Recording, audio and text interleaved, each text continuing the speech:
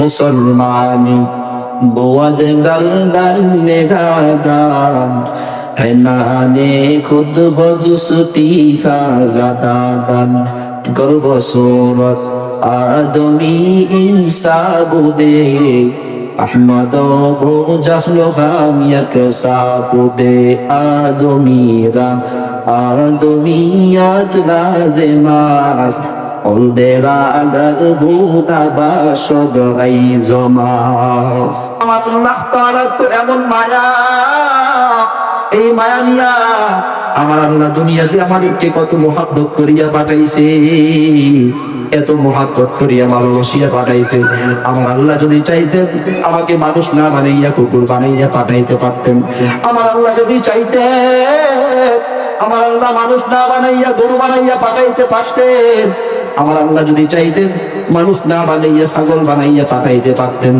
কিন্তু আমার আল্লাহ তাআলার তো এমন মায়া, এই মায়ার কারণ আমার আল্লাহ তাআলা আপনাকে আমাকে দুনিয়ার জমিনে মানুষ বানাইয়া পাঠাইছেন।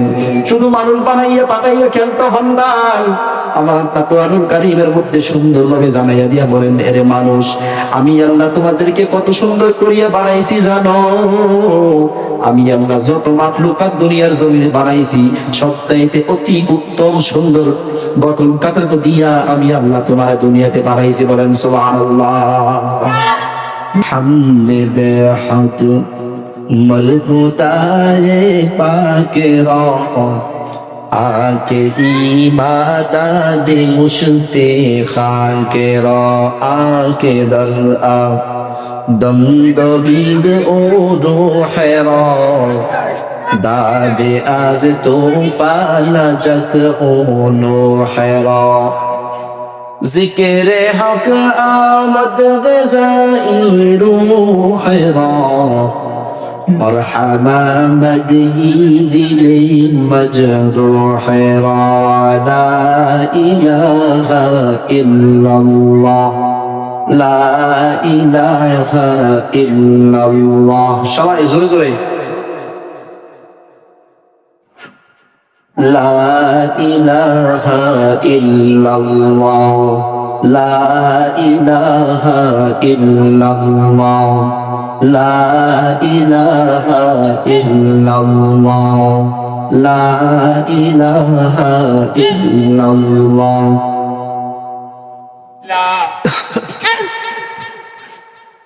لا إله إلا الله لا إله إلا الله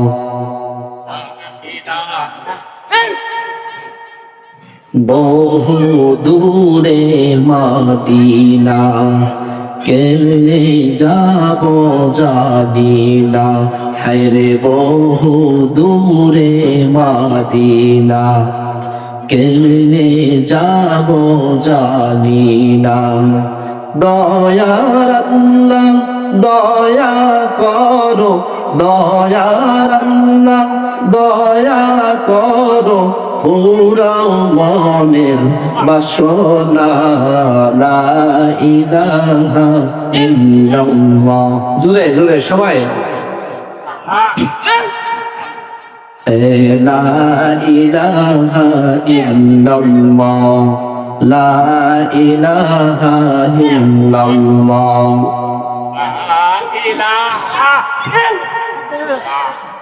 এই কাঁদে মানবে যারা কাজে লাগবে মরণ বেলা, হায়রে এই কালে মানবে যারা কাজে লাগবে মরণ বেলা।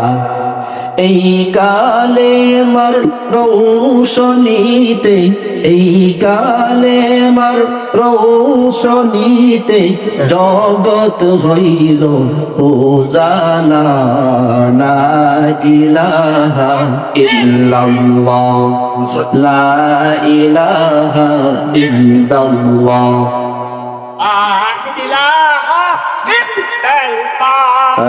لا إله إلا الله لا إله إلا الله لا إله إلا الله লা ইলাহা ইল্লাল্লাহ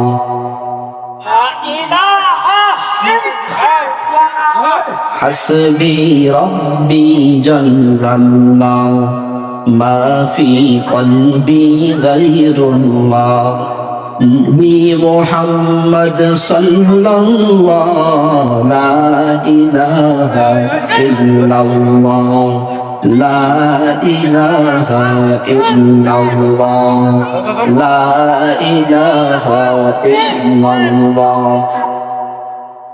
لا إله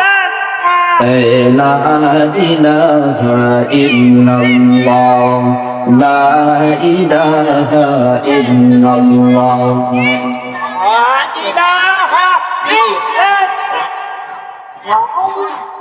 لا إله إلا الله محمد رسول الله صلى الله عليه وسلم الله الله الله الله الله الله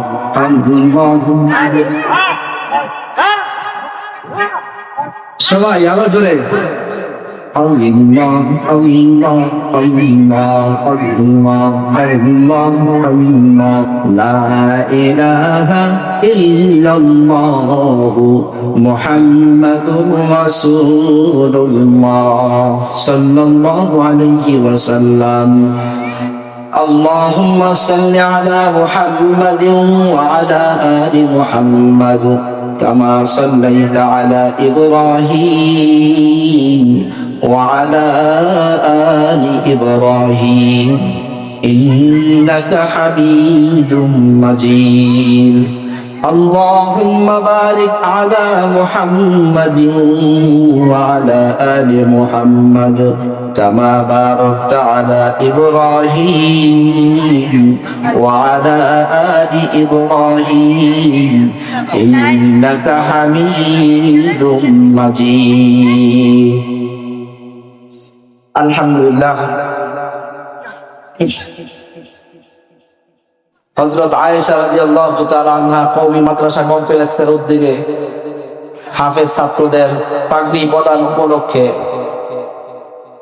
19, 20, 21 বুধ বৃহস্পতি শুক্রবার 3 দিন যাবত ওয়াজ ও দোয়ার মাহফিলের বিশেষ আয়োজন করা হয়েছে।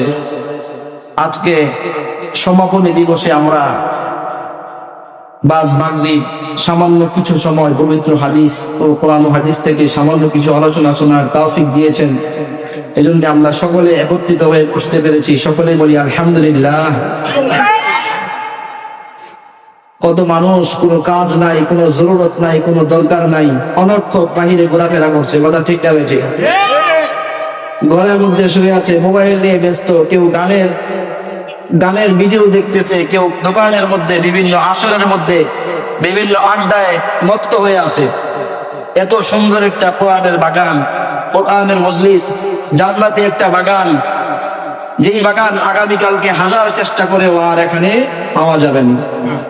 এই জন্য আমরা এই এত সুন্দর একটা মজলিসের মধ্যে বসতে পেরে আমরা খুশি না বেজার? কে কে খুশি? একটু হাতটা তুলে আল্লাহ তাআলাকে দেখায় দিন। একটা তাকবীর হয়ে যাক, নারে তাকবীর, নারে তাকবীর। হাত নামাই সবাই। আল্লাহ তাআলা আমাদের সকলের জন্য মঙ্গল চেয়েছেন, ভালো চেয়েছেন, বিদায় আমরা এত সুন্দর একটা মাহফিলের মধ্যে আসতে পেরেছি। কিন্তু কত মানুষ হতভাগা, তারা এই মাহফিলের আওয়াজ শোনার পরেও এই মাহফিলের পাশ দিয়েই হাইটা যায়, কিন্তু এখানে তারা আসেন না। ভাইয়েরা আমার, এক হাদিসের মধ্যে আল্লাহর হাবিব সাল্লাল্লাহু আলাইহি ওয়াসাল্লাম বলেন, আল বাখিলু মান যুকিরতু ইনদাহু ফালাম ইউসাল্লি আলাইয়া। যে দুনিয়াতে আমরা বখিল কাদেরকে বলি? যারা প্রয়োজন মাফিক খরচ করে। 10 টাকা খরচ করা দরকার, সে খরচ করে 5 টাকা, অথবা খরচ না করেই থাকে, তাকে কি বলা হয়? বখিল বলা হয়, কৃপণ বলা হয়, কিপটা বলা হয়। আল্লাহর হাবিব সাল্লাল্লাহু আলাইহি ওয়াসাল্লাম তার পরিভাষায় এক শ্রেণীর লোকদেরকে বখিল বলেন। কাদেরকে? নবী বলেন, আল বাখিলু মান যুকিরতু ইনদাহু ফালাম ইউসাল্লি আলাইয়া। আমার কোন যার কাছে আমি নবীর কথা আলোচনা করা হয় আর সেই বান্দা আমি নবীর উপরে দুরূদ পড়ে না, সেই বান্দা নবীর পরিভাষায়, হাদিসের পরিভাষায় সেই বান্দাকে আল্লাহর হাবিব সাল্লাল্লাহু আলাইহি ওয়াসাল্লাম বকিল বলেছেন। বলেন নাউজুবিল্লাহ। এজন্য যেই কোনো মজলিসের মধ্যে, দ্বীনি মজলিস, দ্বীনি মাহফিলের মধ্যে, দ্বীনি সভার মধ্যে, যেখানেই আমরা বসি না কেন, যখনই নবী আলাইহিস সালাতু ওয়াস সালামের নাম আসবে তখনই সাথে সাথে কি পড়তে হবে? দুরূদ পড়তে হবে সাল্লাল্লাহু আলাইহি ওয়াসাল্লাম। কি পড়তে হবে? সাল্লাল্লাহু আলাইহি ওয়াসাল্লাম। সুন্দর একটা মাহফিলে আমরা এসে উপস্থিত হয়েছি, এই আয়াতে কারিমা তেলাওয়াত করেছি। আল্লাহ জাল্লা শানুহু আয়াতে কারিমার মধ্যে বলেন যে দুনিয়ার জমিনে দুইটা জাতিকে আমি আল্লাহ তাআলা পাঠিয়েছি। আর সেই দুইটা জাতিকে কি জন্য পাঠিয়েছি? আমি আল্লাহ তাআলার একটা বিশেষ মাকসাদ আছে, একটা উদ্দেশ্য আছে। বলে আল্লাহ তোমার কি উদ্দেশ্য? আল্লাহ বলেন লিয়াবুদুন, দুনিয়াতে যায়া মানুষ এবং জিন দুইটা জাতি কি করবে? আল্লাহর ইবাদত করবে। কি করবে? আল্লাহর ইবাদত করবে। কিন্তু আমরা কি করি? সেই ফজরের পরে ঘুম থেকে উঠি, ফজরের নামাজ তো পড়ি না, ঘুম থেকে উঠা এই যে কাজের সন্ধানে বের হইলাম, একেবারে রাত্রে কেউ 10টা, কেউ 12টা, কেউ 9টার দিকে, কেউ সন্ধ্যার সময় বাড়িতে ফিরি। এই দিনটা 24 ঘন্টার মধ্যে 5 ওয়াক্ত নামাজ গেল, আমার নামাজের খবর নাই। রোজার সময় আসলে রোজার আমার খবর নাই। হজ ফরজ হয়ে গেলে আবার হজের ফরজ নাই, হজের কোনো খবর থাকে না। যাকাত ফরজ হয়ে গেলে যাকাত দেওয়ার কোনো খবর থাকে না। তারপরেও যখন আমাকে জিজ্ঞেস করা হয়, ভাই আপনি কি মুসলমানের সন্তান? বান্দা রাগ করবে আর বলবে আমার দাদা মুসলিম, আমার নানা মুসলিম, আমার মা মুসলিম, আমার বাবাও মুসলিম, আমার বংশ পরম্পরা সব মুসলমানের সন্তান, আমি কি অমুসলিম নাকি? কথা বলেন ঠিক না ঠিক? বান্দার নামও মুসলিম, তার নিজের সন্তানও মুসলিম, তার স্ত্রীও মুসলিম, সব মুসলমান, কিন্তু মাগার তার মধ্যে মুসলমানের নাম আছে কিন্তু মুসলমানিত্ব নাই। এমন মুসলমান আমাদের সমাজে আছে না নাই? এই বান্দাকে যখন নামাজের কথা বলা হয়, বান্দায় বলে নামাজ আমি এখন কেন পড়বো? এখন আমার নামাজ পড়ার বয়স হয় নাই। বলে কবে হবে? বলে বয়সটা একটু ভারী হোক, তারপরে আমি নামাজ শুরু করে দেব। আচ্ছা বলেন তো, 50 বছর পর্যন্ত আমি দুনিয়ার জমিনে বাঁচবো এমন গ্যারান্টি আছে নাকি? কেউ কি বলতে পারবে আমি 50 বছর দুনিয়াতে বাঁচবো? কেউ কি বলতে পারবে 100 বছর দুনিয়াতে বাঁচবো? এমন কোন গ্যারান্টি নাই। যেহেতু বান্দা তোমার গ্যারান্টি নাই, সেহেতু এখন থেকেই আমার আল্লাহর ইবাদতে লেগে যাও। খালেস মুসলমান হতে হবে। আজকে মুসলমানের সংখ্যা এমন, যেমন একটা কাঠ, এই কাঠের মধ্যে দেখবেন উপর দিয়া কাঠ দেখা যায়, ভিতরে যখন লাড়া দিবেন তখন দেখবেন গুড় পোকার মতো গুনে খাইছে, কাঠ গুড়া গুড়া হয়ে নিচে পড়তেছে। উপর দিয়া দেখতে ভালো কাঠের মতো দেখা যায়, ভিতরে কিন্তু আসলেই কাঠের কোনো জিনিস নাই, বরং শুধু কাবারটা আছে। মুসলমানই তো আমরা এমন, যেই মুসলমানের নামটাই শুধু মুসলমান, কামে মুসলমানে নাই, নামাজের সময় মুসলমানের খবর নাই, যাকাতের সময় মুসলমানের খবর নাই, হজের সময় মুসলমানের খবর নাই, বান্দা আচরণ ব্যবহারে মুসলমানের কোনো খবর নাই। কিন্তু যখন মুসলমান কি না জিজ্ঞেস করা হবে, তখন বান্দা সবার আগে বলবে আমি মুসলমানের সন্তান। কথা ঠিক না বেঠিক? মুসলমানি বোয়াদ গালদান নেগাদান হেনানে খুদ বদুসতি ফাজাদান গর্ব সুরত আদমি ইনসাবুদে আহমদ ও জাহলো হাম ইয়াকসাবুদে আদমিরা আদমিয়াত লাজেমাস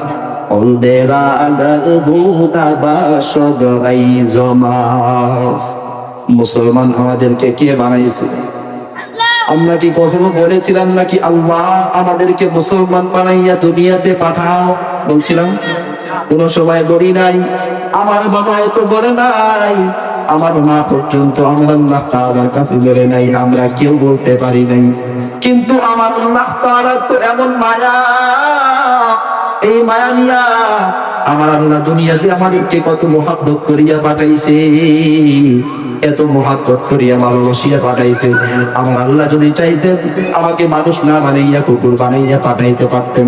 আমার আল্লাহ যদি চাইতেন আমার আল্লাহ মানুষ না বানাইয়া গরু বানাইয়া পাঠাইতে পারতেন। আমার আল্লাহ যদি চাইতেন মানুষ না বানাইয়া ছাগল বানাইয়া পাঠাইতে পারতেন।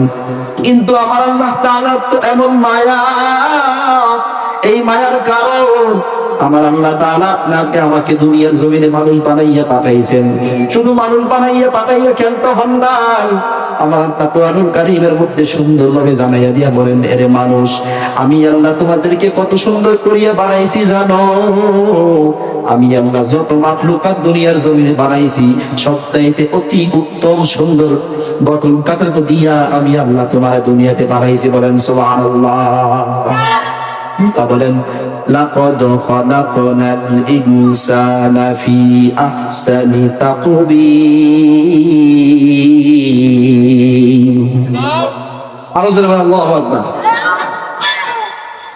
অন্য আয়াতে আল্লাহ বলেন ওয়ালাকাদ কাররামনা বানি আদম ওয়া হামালনাহুম ফিল বাররি ওয়াল বাহরি ওয়া রাযাকনাহুম মিনাত তাইয়্যিবাত। দেখো যাকুর আনমে আয়ে মুহতারাম মুস্তাফা কি উম্মতে খায়রুল উমাম। দেখো যাকুর আনমে আয়ে মুহতারাম মুস্তাফা কি উম্মতে খায়রুল উমাম। আল্লাহ বলেন বান্দা তোমাদেরকে কত সুন্দর করিয়া আমি আল্লাহ বানাইলাম। একটাবার চিন্তা করিয়া দেখো রে মুমিন, তোমাকে আমি আল্লাহ কত সুন্দর গঠন কাঠামো দিয়া বানাইলাম। কেমন দুইটা চক্ষু দিলাম, একটা চক্ষু যদি তোমার নষ্ট হয়ে যায় আর একটা চক্ষু দিয়া বান্দা তুমি তোমার জীবনটাকে চালাইতে পারবা। তোমার দুইটা চক্ষু সামনে দিলাম, আমি আল্লাহ যদি চাইতাম দুইটা চক্ষু সামনে না দিয়া তোমাকে পিছনে দিয়া দিতাম, কেমন দেখা যায়? তোমার সামনে চক্ষু না দিয়া আমি আল্লাহ যদি তোমার কপালের মধ্যে চক্ষু দিতাম তাহলে কেমন দেখা যাইতো? কিন্তু আমার আল্লাহ কত সুন্দর জায়গার মধ্যে চক্ষু দিয়া দিলেন। আমার নাকের কেমন সুন্দর একটা পাওয়া দিলেন, যেই নাকের সামনে বান্দা খাবার নেওয়া মাত্র তুমি গান শুনে বলতে পারো এই খাবারটা কি আসলে ভালো নাকি এটা নষ্ট খাবার। কিন্তু যখন ঠান্ডা লাগিয়া যায় তখন বান্দা বলার কোনো সুযোগ নাই, তখন নাক কিন্তু কাজ করে না। বান্দা চোখ আছে, চোখ থাইকা যখন চোখ দিয়া যখন বান্দা তোমার পুরো হয়ে যায়, মানুষের বয়স যখন বেড়ে যায় তখন বান্দা চোখ দিয়ে দেখতে পায় না, চোখ থাকলেও চোখ কিন্তু কোনো কাজ করে না। আমার আল্লাহ দুইটা হাত দিল, কত সুন্দর হাত। এই হাত দিয়া বান্দা তুমি কত সুন্দর রাস্তা দিয়া হাঁটতেছো, দুই হাতের মধ্যে দুইটা বোঝা নিয়ে সুন্দরভাবে হাইটা হাইটা যাইতেছো। কিন্তু তাকাইয়া দেখো তোমার মতো এমন কোন প্রাণী আছে নাকি যেই প্রাণীটা রাস্তা দিয়া হাঁটে আবার হাতের মধ্যে কইয়া দুই হাত দুইটা মাল সামানা নিয়ে যায়? আছে নাকি? কথা বলো। গরু কি কোনো সময় নিজ হাতে মাল সামানা নিয়ে যাইতে পারে নাকি? বানান সেও তো পারে না। পৃথিবীতে এমন কোন প্রাণী নাই। আমার আল্লাহ আমাদেরকে মানুষ বানাইছে দুইটা মায়ের মধ্যে বড় করিয়া আমরা সুন্দর করিয়া হাঁটি। মাথার মধ্যে আমার একটা বোঝা থাকে, ডান হাতের মধ্যে আমার একটা বোঝা থাকে, বাম হাতের মধ্যে আমার একটা বোঝা থাকে। সামান্য সময় যখন খারাপ লাগে তিনটা বোঝা এক জায়গায় রাখিয়া আমি বান্দা কিছুক্ষণ বিশ্রাম করি, তারপর আবার হাঁটা শুরু করি। আমার আল্লাহ যদি চাইতেন বলে বান্দা তোমাদেরকে দুইটা হাত দেব না, তাহলে তো আল্লাহ তাআলা হাত না দিয়েই রাখতে পারতেন। এই যে এত সুন্দর একটা গরু, তার শরীরের মধ্যে কোনো সময় কত চুলকায়, কত খাওয়ায় চুলকায়, কিন্তু সে চুলকাইতে পারে না। আমাদেরকে যদি একটা মশায় কামড় দেয়, সেই মশার কামড়টা দেখিয়া আমরা সাথে সাথে চুলকাইতে পারি, চুলকানির কি মজা সেটাও আমরা বুঝতে পারি। আমার আল্লাহ কত সুন্দর করিয়া, কত সুন্দর গঠন কাঠামো দিয়া বানাইছে রে গোলাম। আল্লাহ তাআলা এই জন্য বলেন, লাকাদ খালাকনাল ইনসানা ফি আহসানি তাকওয়িম। কত সুন্দর করিয়া আমার আল্লাহ বানায়। আমার আল্লাহ মানুষকে যেমন সুন্দর করিয়া বানাইছে, তার খাবারও এত সুন্দর করিয়া রাখছে। বলে কেমন সুন্দর খাবার। আল্লাহ বলেন, বান্দা তোমার জন্য ওয়ারযাকনাহুম মিনাত তাইয়্যিবাত, তোমার জন্য আমি আল্লাহ উত্তম রিজিকের ব্যবস্থা করে দিলাম। বলে আল্লাহ কেমন উত্তম? আল্লাহ বলেন, তুই বান্দা চিন্তা করে দেখ, একটা কুকুর, তার পেটের মধ্যেও ক্ষুধা লাগে, কিন্তু ওই কুকুরের পেটের মধ্যে যখন ক্ষুধা লাগে, কুকুর কি করে? সামনে যা পাবে তাই কিন্তু খেয়ে নিবে। কিন্তু আমরা মানুষ, আমাদের সামনে যখন খাবার আসবে, ওই খাবারটা আমি সামনে নিয়ে দেখবো, নাকের সামনে একবার গান, হাত দিয়া ধরে দেখবো খাবারটা ভালো না খারাপ।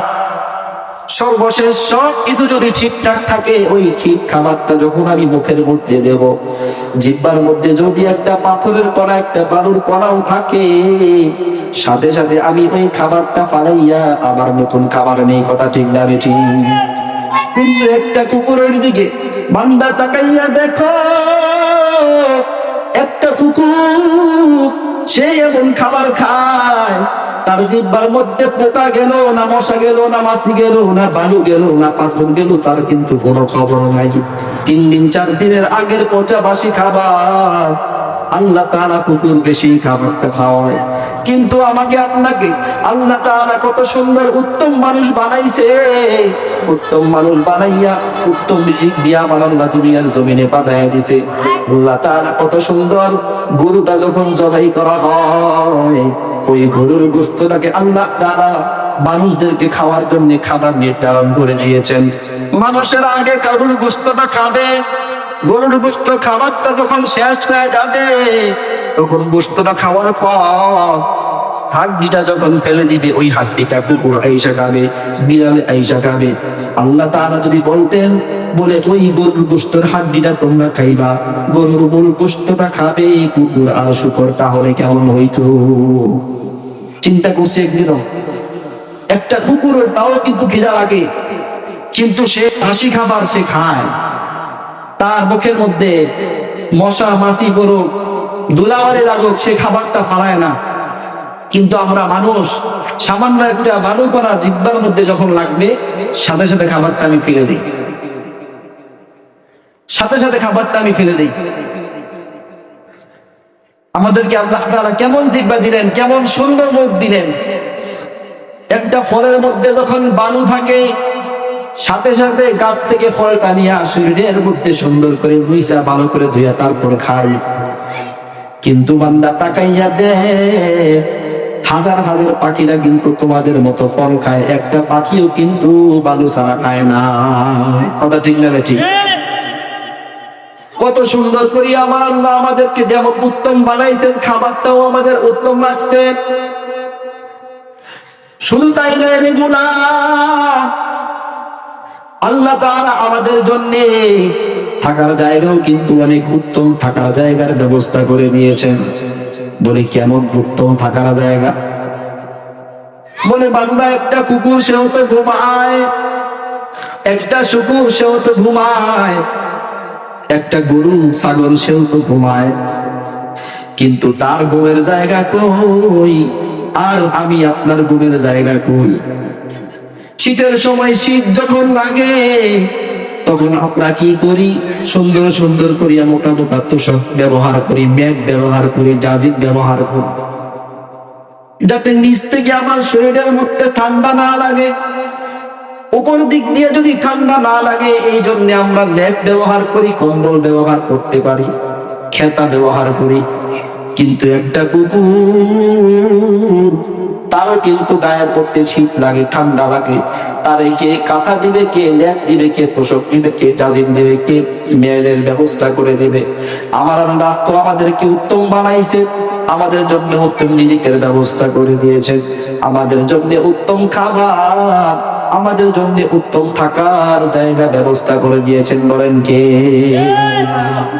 কাদের রক্তদারি বল কামান, আন্তা রব্বি আন্তা হাসবি যুল জালাল তুহি কাদের জলিলুল্লাহ জাহাদার বকার হাদে তুহি মেরা নিগাহদার। এই জন্য আল্লাহ তাআলা আমাদেরকে কত মুহাব্বত করিয়া ভালোবাসিয়া বানাইছেন। রিজিক আমাদের অতি উত্তম, আমাদের থাকার জায়গাও অতি উত্তম, আমাদের খাবার অনেক উত্তম, আমাদের ঘুমের জায়গাও অনেক উত্তম। আমরা যখন কথা বলি, আমাদের যখন শরীরের মধ্যে রোগ হয়ে যায়, তখন আমরা নিজেরা বলেন ভাব প্রকাশ করিয়া ডাক্তারের কাছ থেকে ঔষধ নিতে পারি। কিন্তু একটা কুকুরের দিকে বান্দা তাকাইয়া দেখ, ওই কুকুরের গায়ে যখন রোগ হয়, একটা গরুর দিকে তাকাইয়া দেখো, গরুর গায়ে যখন রোগ হয়, ওই গরু কিন্তু কারো কাছে বলতে পারে না, বলে আমার রোগ হয়ে গেছে, আমার পেটের মধ্যে সমস্যা হয়ে গেছে, আমার প্রেসার বেড়ে গেছে, আমার এই সমস্যা হইতেছে। কিন্তু আমরা তো মানুষ, আমাদের জন্য আমার আল্লাহ কত সুন্দর করিয়া মনের ভাব প্রকাশ করার জন্য ডাক্তারের ব্যবস্থা করে দিয়েছেন। আমরা ডাক্তারের কাছে যাই, আমাদের ভাব প্রকাশ করি, ডাক্তার আমাদের রোগ দেখিয়ে তারপর ঔষধ দেয়। কথা বলেন ঠিক না বেঠিক? এই সব কিছু কার উসিলায় হয়েছে? বলেন নবীর উসিলায়। কার উসিলায়? আজকের দিনে দুপুরের দিকে 10টা-11টার দিকে যে ভূমিকম্প হয়ে গেল আজকে, যদি আর কয়েকটা সেকেন্ড ভাগতো, তাইলে তো হয়তো আজকের দিনে এই মাহফিলে আমরা বসার সুযোগ ছিল না। হয়তো ওই সময়ে আমরা শুনতে পারতাম যে এই দক্ষিণ হাসানহাটাবাসী মোটামুটি সবাই শেষ, অল্প কয়েকজন বাকি আছে, আল্লাহ রাখছে। কথা বলেন ঠিক না বেঠিক? কিন্তু আল্লাহ তাআলা ভূমিকম্প এত বাড়ায় নাই, আর কয়েকটা সেকেন্ড বাড়লেই আমরা শেষ হয়ে যেতাম। আজকের যে ভূমিকম্প, আল্লাহ তাআলা নিজ রহমত, নিজ কুদরত দিয়ে আমাদেরকে হেফাজত করেছেন। কারণ আল্লাহর হাবিব সাল্লাল্লাহু আলাইহি ওয়াসাল্লাম আল্লাহ তাআলার কাছে দোয়া করেছিলেন যে আল্লাহ, তুমি আমার উম্মতকে সমূলে সবাইকে ধ্বংস করে দিও না। বলেন না সুবহানাল্লাহ? কি পরিমাণ মায়া নবী আলাইহিস সালাতু ওয়াস সালাম আমাদেরকে করেছেন, অথচ আমরা নবীকে কি পরিমাণ মায়া করি। যদি বলা হয় নবীকে কে কি পরিমাণ মায়া করেন, নবীকে কি পরিমাণ কেমন ভালোবাসে, কে কে ভালোবাসে, হাত তুলে দেখায় দেন।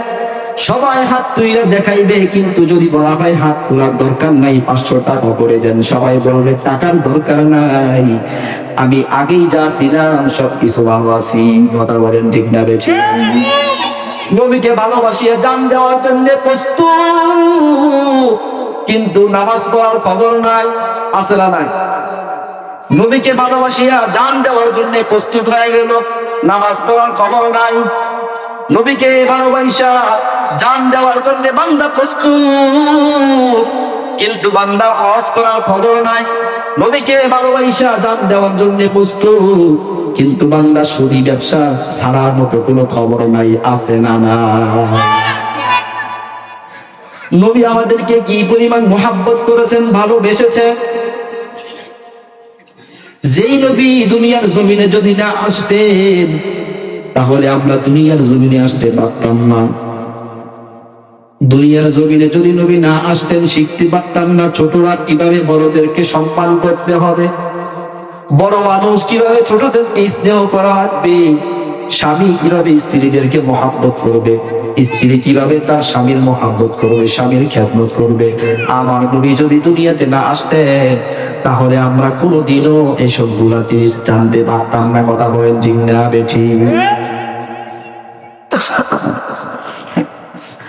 সালাতু সালাম গই আবার দুরুদ সালাম গই আবার কইও নবী মুস্তাফায়, তোমরা যদি যাও গো মদিনায়, তোমরা যদি যাও গো মদিনায়।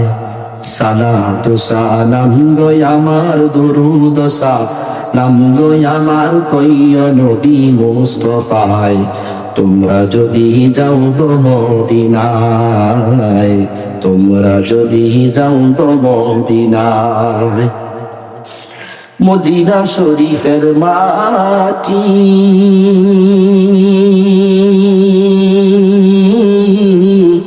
হায়রে চোখে মুখে বুকে মাখিও। মদিনা শরীফের মাটি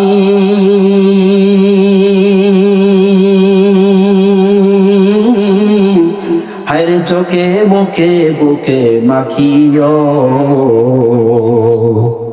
এমন পবিত্র মাটি, এমন পবিত্র মাটি আমার নবীর রওজায়।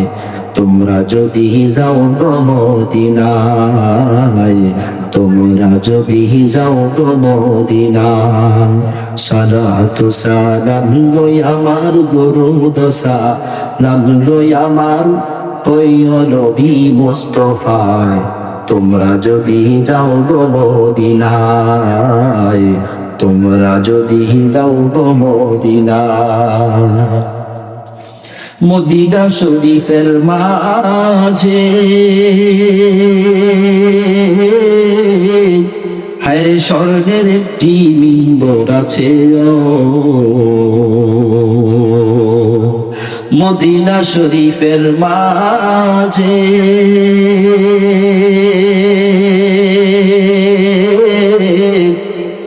হায়রে স্বর্ণের একটি মিম্বর আছে। হায়রে সেই মিম্বরে খুতবা দিতেন, সেই মিম্বরে খুতবা দিতেন আমার নবী মুস্তাফায়। তোমরা যদি যাও গো মদিনায়, তোমরা যদি যাও গো মদিনায়। সালাতু সালাম গো আমার দুরুদ সালাম গো আমার কইও নবী মুস্তাফায়। তোমরা যদি যাও গো মদিনায়, তোমরা যদি যাও গো মদিনায়। উড়ে যাও রে ময়না পাখি, কইও আমার সালাম খানিও। উড়ে যাও রে ময়না পাখি,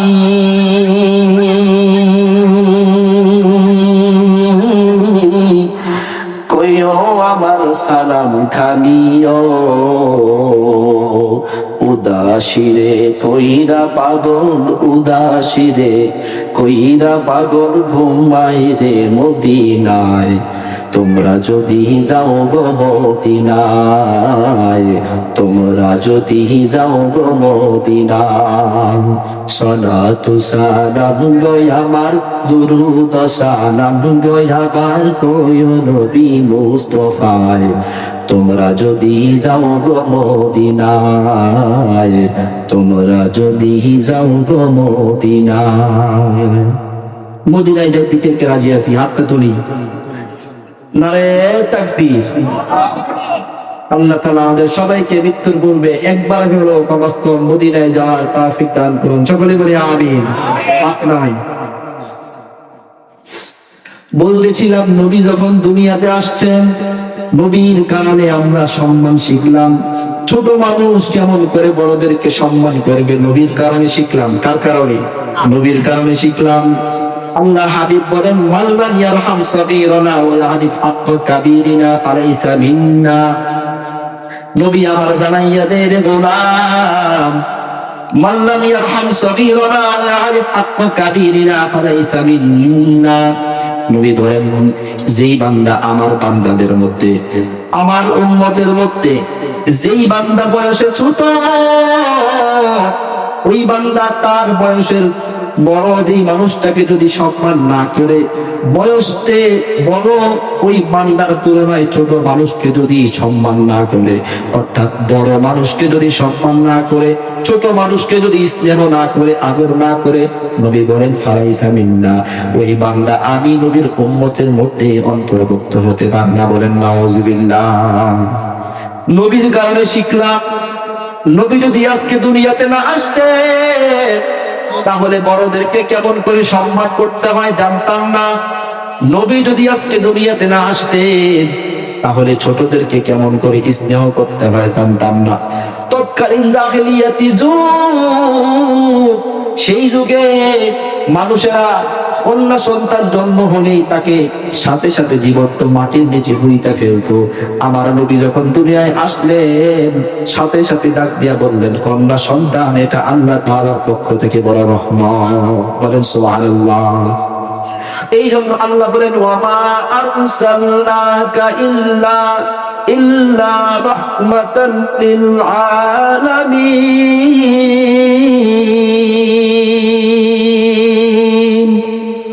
আরো জোরে বলেন আল্লাহু আকবার। ইমামুল আউয়ালিন আল আখিরিন বজরে সদকা রহমাতান লিল আলামিন, সুতগ জোদাস রহমাতান লিল আলামিন, মসজিদে ওষুধ খামারো এ জমিন। নবীকে আল্লাহ তাআলা রহমত বানাইয়া পাঠাইছেন। বলে কেমন রহমত? যেই রহমতের প্রমাণ আজকে আমরা দুনিয়ার জমিনে পাইতেছি। আল্লাহ তাআলার কাছে আল্লাহর নবী দোয়া করেছিলেন, ওগো মালিক, দুনিয়ার জমিনে আমার যত উম্মত আসবে তাদেরকে তুমি কোনো সময় আযাব দিয়া ধ্বংস করে দিও না। বলেন সুবহানাল্লাহ। আমার আল্লাহ নবীর এই কথা সাথে সাথে কবুল করে নিয়েছেন। এই জন্য আমরা এখনো ফল দেখিতেছি। আজকেও সকালবেলা যে ভূমিকম্প হইল, সেই ভূমিকম্পের মধ্যে আমরা তো আল্লাহ তাআলা চাইলে আমরা হয়তোবা এখন দুনিয়া থেকে চলে যেতেও পারতাম, কিন্তু আল্লাহ তাআলা নেন নাই। কেন?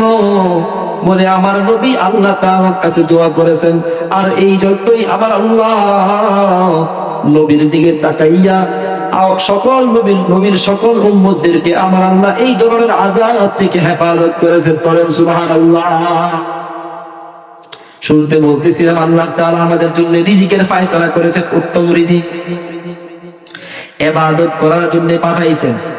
আমাদেরকে আল্লাহ তাআলা উত্তম খাবার দিলেন, উত্তম থাকার জায়গা দিলেন, উত্তম সব কিছু দিয়া দিলেন। তুমি বান্দা উত্তম জায়গার মধ্যে ঘুমাইবা, উত্তম খাবার খাইবা, উত্তম থাকার জায়গা দিলাম। তোমার বান্দা যখন যা কিছু দরকার সবকিছু দিয়া দিলাম। গরমের সময় বান্দা তোমার আরাম করা দরকার, বৃষ্টির ব্যবস্থা করলাম। শীতের সময় বান্দা তোমার গরম করা দরকার, আগুনের ব্যবস্থা করে দিলাম। আমি আল্লাহ সব কিছু তোমাদেরকে দিলাম।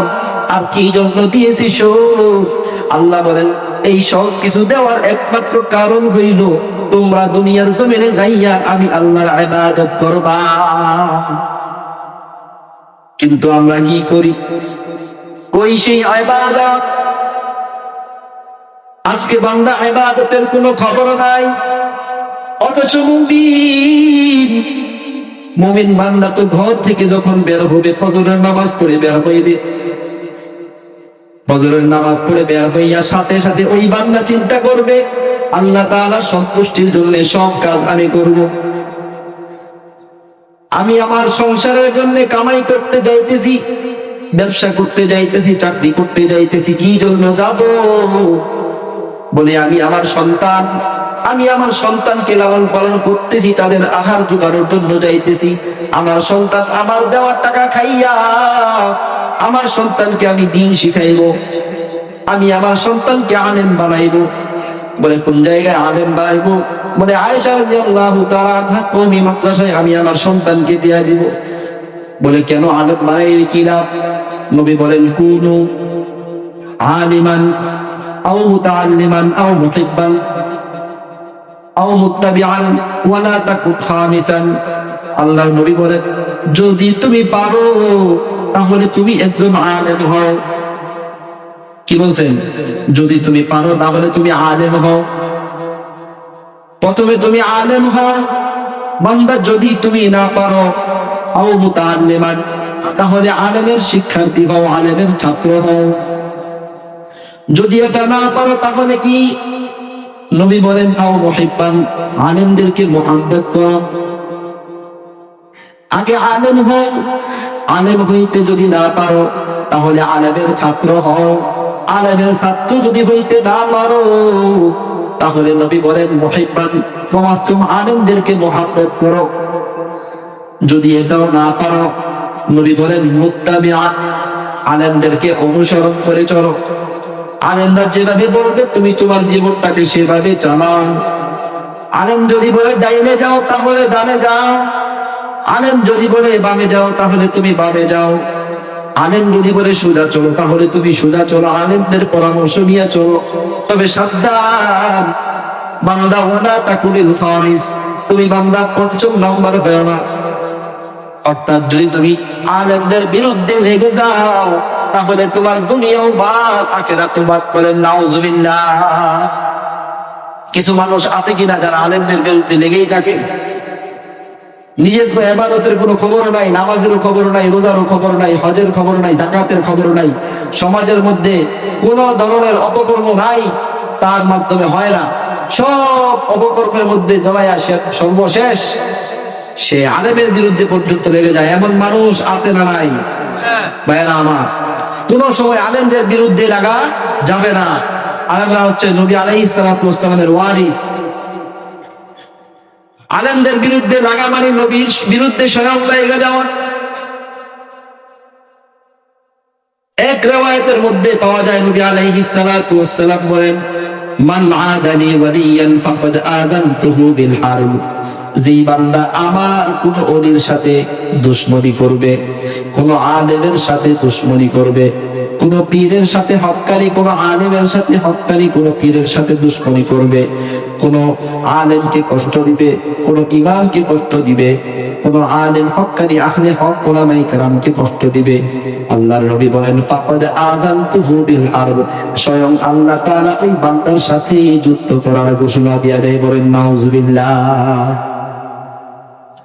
আমাদের সাথেই তো এত সুন্দর মাদ্রাসা, আজকে এই মাদ্রাসাকে সামনে নিয়ে সুন্দর মাহফিলের আয়োজন করা হলো। বলে এই মাহফিল কেন? বলে এই মাহফিল দেওয়ার একমাত্র কারণ মানুষেরা যাতে দ্বীন সম্পর্কে জানতে পারে, বুঝতে পারে। কিন্তু আজকে দেখা যাবে মাহফিল